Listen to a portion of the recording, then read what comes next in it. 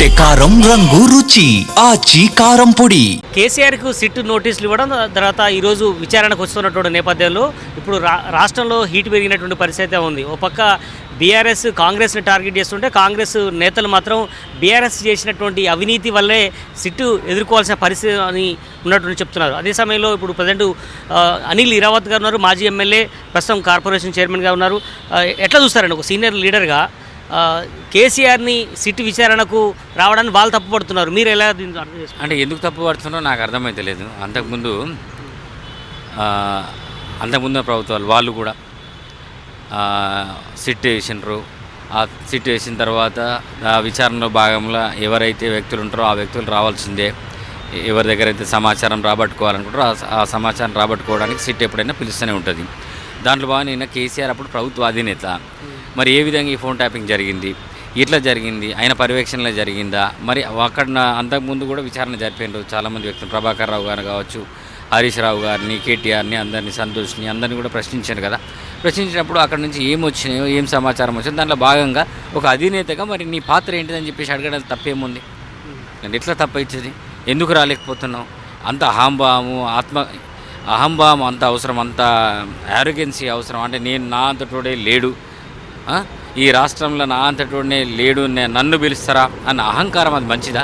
ఇవాళ సిట్ అనేది ఆ ప్రభుత్వానికి సంబంధించిన స్పెషల్ ఇన్వెస్టిగేషన్ టీం అది ఏర్పాటైంది. ఆ విచారణ చేసినప్పుడు మనం మర్యాదగా ఒక ప్రభుత్వాధినేత, ఒకప్పుడు నువ్వు ప్రభుత్వాన్ని నడిపించినాడు, రాష్ట్రానికి ముఖ్యమంత్రిగా పనిచేసినాడు, నువ్వు మర్యాదగా వస్తే బాగుంటుండే. నువ్వు ఎందుకు తప్పించుకొని తిరుగుతున్నావు? నీ ఇంటికి రావాలనా? ఫామ్ హౌస్కి రావాలి? ఇక్కడికి వెళ్ళి ఫామ్ హౌస్కి రావడం అంటే ఎంత నీకు అహంకారం? అది మంచి పద్ధతేనా? ఇవాళ పోనీ నంది హిల్స్కి వస్తా అన్నారు. నంది హిల్స్ వచ్చినప్పుడు ఎందుకు మీరు అక్కడ ఉండాలి కదా. ఉంటే ఏమవుతుంది? ఎందుకు ఈ అహంకారము?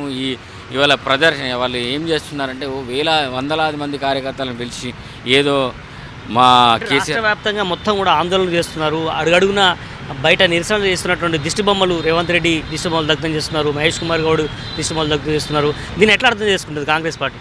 అరే దిష్టి బొమ్మలు దగ్ధం చేసి ఏడుది ఏమన్నా మీ ఓటు తప్పు చేసిండు. ఫోన్ ట్యాపింగ్ చేయొచ్చా? First of all phone tapping అనేది యాంటీ సోషల్ ఎలిమెంట్స్ పైన, అంటే నక్సలైట్ల పైనో లేకపోతే టెర్రరిస్టుల పైనో, యాంటీ సోషల్ ఎలిమెంట్స్ పైన ఫోన్ ట్యాపింగ్ చేస్తాను. నువ్వు ప్రతి ఒక్కరిని ఫోన్ ట్యాపింగ్ చేసినావు. మా మహేష్ కుమార్ గౌడ్ ఫోన్ ట్యాపింగ్ చేసినావు, రేవంత్ రెడ్డి గారు ఫోన్ ట్యాపింగ్ చేసినావు, వాళ్ళ కుటుంబ సభ్యుల ఫోన్ ట్యాపింగ్ చేసినావు.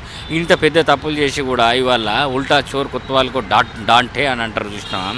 దొంగనే పోలీసు అన్నట్టు దొంగ అన్నట్టు ఉన్నది. మీది చేసిందంతా లుచ్చా పనులు మీరు చేసింది. ఇవాళ ఎంత ఘోరంగా ఉండే మీరు పరిపాలన చేసినప్పుడు ప్రైవసీ అంటే మేము కూడా ఫోన్లు మాట్లాడాలంటే భయం అవుతుండే, ఎక్కడ ట్యాప్ అవుతుందో మా ఫోన్లు అని చెప్పేసి. సామాన్యుల ఫోన్లు కూడా మీరు ట్యాప్ చేశారు. నా పిఏ ఫోన్ కూడా ట్యాప్ చేసిండు. ఎంత ఘోరం! ఇంతకన్నా మీరు కూడా ఎదుర్కొన్నారా ఫోన్ ట్యాపింగ్? ఆయన నా పిఏ ఫోన్ కూడా ట్యాప్ చేసిండ్రు. నా పిఏ ఫోన్ చేసి నా డ్రైవర్ ఫోన్లో ట్యాప్ చేసిండ్రు.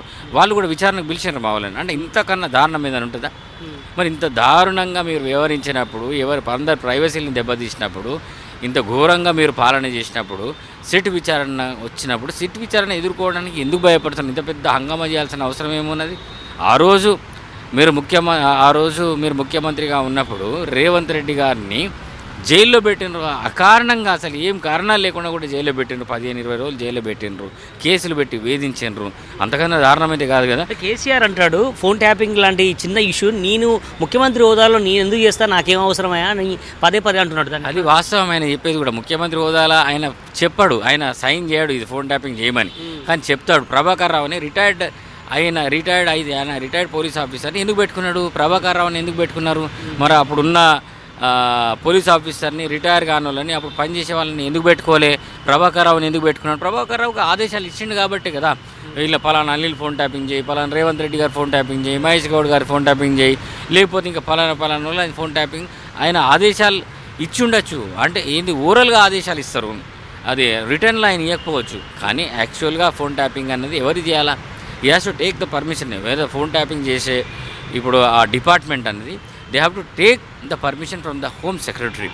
ఈ పలానా వ్యక్తి అనిల్ అనే వ్యక్తిని ఫోన్ ట్యాపింగ్ చేయాల్సిన అవసరం ఉంది, దానికి కారణాలు చెప్పి అప్పుడు ఫోన్ ట్యాపింగ్ చేయాలి. ఇవాళ ఎయిర్టెల్ లిస్ట్ ఇచ్చింది కదా. ఎయిర్టెల్ కెరియర్ ఏం కాదు, దేశంలో గతంలో మన్మోహన్ సింగ్ ఉన్నప్పుడు కానీ దాని తర్వాత కానీ చాలా అంశాలు ఇప్పుడున్నటువంటి కేంద్ర ప్రభుత్వం కూడా చేస్తూ వస్తుంది. మేము చేస్తే తప్పు ఏంది అనేటువంటి విషయాలు కూడా చెప్తున్నాం. అదే సమయంలో మేము ఎవరు పడితే వాళ్ళే చేయలేదు. ఎవరైతే సంఘ విద్రోహ శక్తులు ఉన్నారో లేదంటే రాష్ట్ర ప్రభుత్వాన్ని విచ్ఛిన్నం చేయాలని కుట్రపడుతున్నారు. అలాంటి వ్యక్తులనే మాత్రమే చేశారు ఆ పోలీస్ అధికారులు, మేము ఇంకేమంటే చేయరు అని కూడా అంటారు.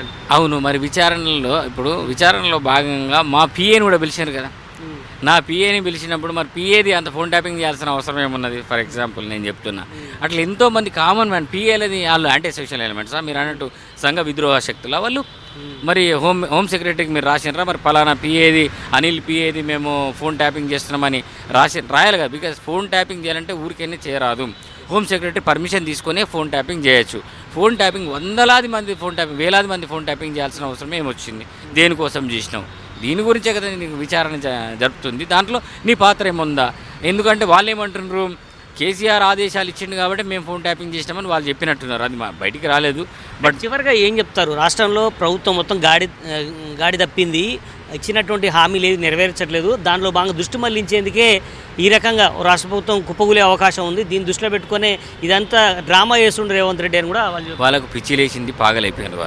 వాళ్ళ పరిస్థితి చాలా దారుణంగా తయారైంది. మొన్న జూబ్లీహిల్స్ ఎన్నికలు ఓడిపోయిన తర్వాత అన్ని ఎన్నికల్లో ఓడిపోతుంటే వాళ్ళకి పిచ్చి లేచింది. వాళ్ళకి స్థానం లేదని వాళ్ళకి తెలిసిపోయింది, బీఆర్ఎస్కి స్థానం లేదు. అందుకే ఇవాళ అట్లా మాట్లాడుతున్నారు. మన జూబ్లీహిల్స్ ఎన్నికలకు జరిగి ఎన్ని రోజులు అవుతుంది? 2 నెలలు 3 నెలలు అవుతుంది అంతే కదా, హార్డ్లీ 2 months అవుతుంది.